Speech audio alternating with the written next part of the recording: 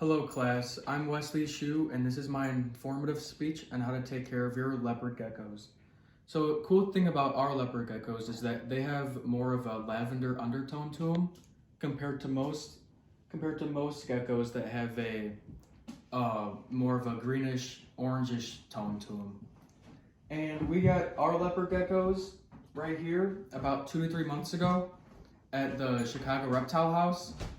And a cool thing, another cool little fact about our history about having leopard geckos is that we used to have an old leopard gecko about 10, 11 years ago, but we had to get rid of him because my baby brother was just then born, and me and my older brother, who we were like 9 and 10 at the time, couldn't take care of him full time.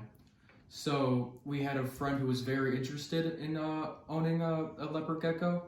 So we were like, here, take him, like, go ahead, like, take him for free. Gave him all the stuff he needed, and that was it. But when we were there at the Chicago Reptile House place, the guy told us that it's more good or better for the geckos if they have more of a natural look to them instead of an artificial look, even though we have like the green sand, but we thought it was cool. But talking about the sand, it has the sand that we have has nice minerals and nutrients in it to help this with the gecko's skin and how they shed. And if we notice that and if we start to notice that the leopard geckos start to shed, it's actually like a healthy thing, and that they could eat their skin if they really wanted to. One, because in the nature, they'll do it to hide like evidence from other predators, and they could also eat their skin because it also has nutrients in it. But we usually just take it out right away because we're like, whatever. But another thing we do with the environment is that I'll show you. We get this little pink bottle here. We like to squirt the environment around just to moisturize it all up, the environment and their skin too.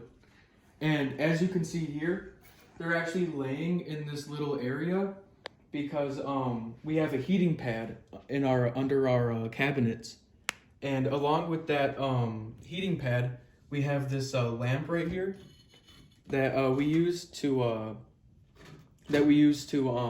keep it all heated around that area. And with this log, we actually have it placed in right there just for a little home for them to stay in, but we wanted to clear things up so you could see the environment more. And another thing about the water that we use here, this little sculpture right here that we like to use, we fill this up with water, and we like to change that out throughout the day multiple times because it could get a little dirty, and we don't like the lizards to drink the dirty water because, I mean, I wouldn't like to drink dirty water, I don't know about you, but we like to do it because we like to treat all of our animals here like how we like to be treated.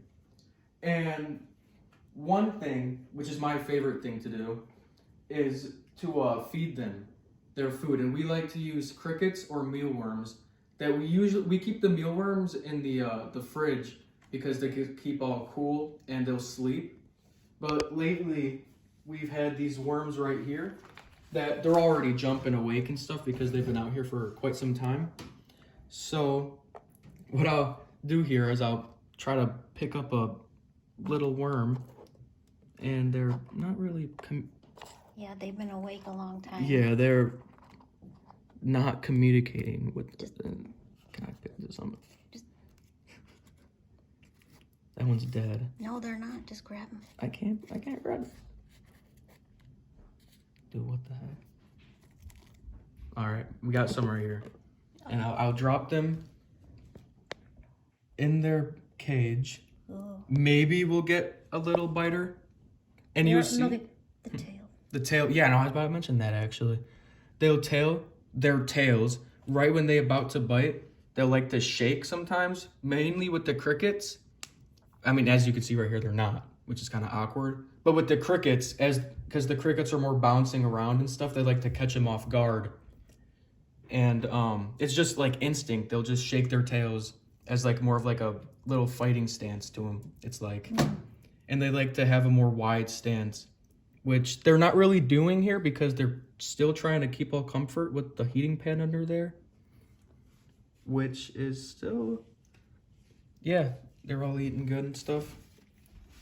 So, in that meantime, this is more of like a basic understanding of how to keep care of your lizards. And hopefully my little presentation here has helped you guys if you're interested in owning leopard geckos or any geckos. And, you know, I'll look forward to reading your comments on maybe how to help me make this more clear. And if you have any other comments or questions on how to, you know, do other stuff maybe I haven't mentioned, if you're interested, I'll be glad to answer. And yeah, that's it. Have a good day. Good night.